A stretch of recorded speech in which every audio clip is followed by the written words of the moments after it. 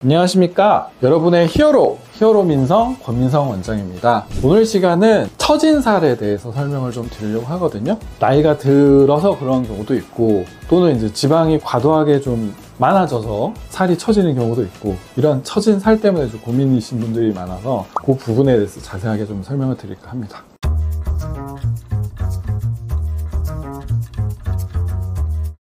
첫 번째로 이게 처진 살이 왜 어떻게 해서 이제 처진 살이 생기는지, 보통 처진 살은 이제 두 가지 원인을 생각하시면 되거든요. 첫 번째는 피부 탄력이 떨어져서 살이 처지는 경우가 있어요. 그리고 두 번째는 지방량이 좀 많아져서 그 무게 때문에 이제 살이 처지는 경우가 있거든요. 그래서 우리가 흔히 처진 살을 얘기하면은 아랫배가 이게 좀 주머니처럼 이렇게 처지는 경우가 있고, 두 번째는 이제 팔 이렇게 막 흔드는 거 많이 하시잖아요. 여기 저고리살이라고 얘기하는데, 팔 요 아래쪽 저고리살, 이렇게 두 부위가 살이 처지는 경우가 많고, 그게 이제 고민이신 분들이 많을 텐데, 아까 서두에도 말씀드린 것처럼 이제 두 가지 원인, 피부 탄력의 문제 또는 지방이 과도하게 좀 많아서 생기는 무게 때문에 생기는 문제, 이 두 가지를 생각하시면 되겠습니다. 그래서 예를 들어서 좀 간단하게 좀 이해가 쉽도록 설명을 좀 드리면은, 주머니가 있다고 생각을 하시면 이 주머니 안에 구슬을 넣는다고 쳐요. 근데 그 구슬을 넣게 되면 주머니가 이렇게 내려갈 거 아니에요. 일반적으로 이제 구슬이 많아지면은 처지게 된다고 생각하시면 되니까, 구슬이 뭐 한두 개 있으면은 주머니가 이게 처질 일은 없는데, 구슬이 점점 많아지면은 주머니가 이렇게 내려가니까, 이런 경우는 이제 지방이 좀 많아지면서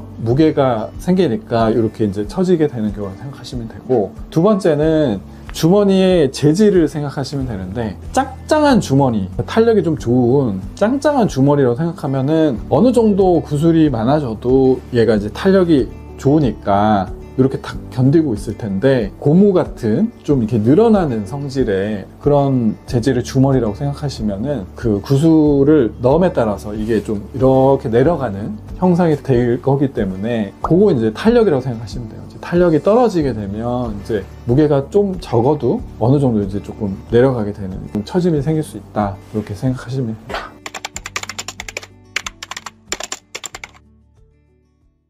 그래서 이런 이제 두 가지 원인에 의해서 살처짐이 생기는데, 살처짐을 어떻게 또 해결을 해야 될지, 살처짐은 아까 설명 두 가지 원인을 이제 해결을 하는 게 살처짐을 해결하는 방법이라고 생각하시면 되는데, 첫 번째로 이제 탄력이 없는 경우에는 탄력을 좋아지게 하는 여러 가지 이제 방법을 생각하시면 돼요. 탄력이 좋아지는 방법들은 뭐 레이저라든지 아니면은 고주파 장비를 이용해서 그 피부 아래에 있는 진피층 아래에 거기다가 열 에너지를 가해서 어느 정도 이렇게 그 에너지를 통해서 이제 자극을 주게 되면 콜라겐 생성이 자극이 돼서 많이 생기게 되거든요. 그러면서 이제 탄력이 좀 좋아지는 경우가 있고, 그리고 무게 때문에 생기는 처짐은 보통 이제 지방 흡입이나 람스를 통해서 이제 지방을 빼내게 되면 어느 정도 무게가 좀 가벼워지니까 그것 때문에 이제 어느 정도 올라붙는다 생각하시면 되는데, 탄력이 안 좋은 경우는 보통 100% 해결하기는 힘들어요. 그러니까 탄력이 한번 떨어지면 이게 원래 탄력으로 돌아가긴 힘들거든요.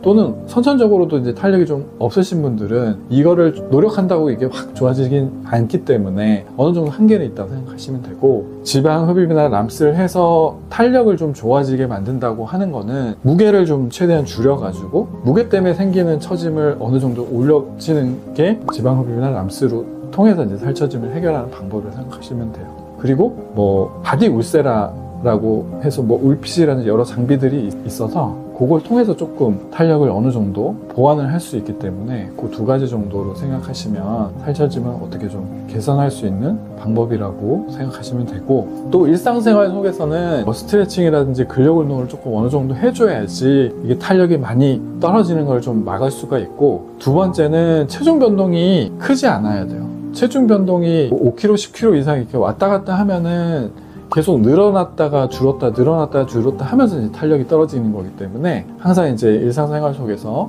체중을 5kg 이상 늘지 않게끔, 그 변동폭이 크지 않게끔 그렇게 조절하시는 노력이 필요하고, 적당한 운동을 통해서 그걸 유지하려는 노력을 계속 하시는 게 좋습니다.